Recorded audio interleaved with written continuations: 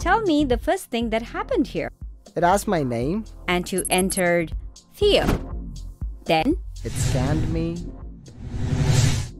Right. It was to make sure you are Theo. But why say authentication successful? Because once it was sure you are Theo, it successfully authenticated you. So that's why the beams disappeared? Yep, because you can stay here. So, how did you make such a system?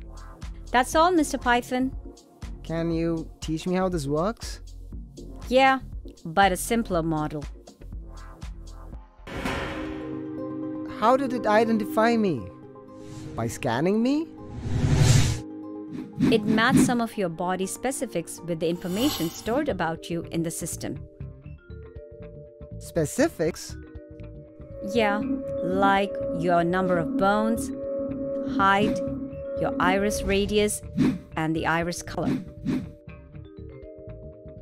But Zoe and Tyra's number of bones is same. That's why more than one specifics.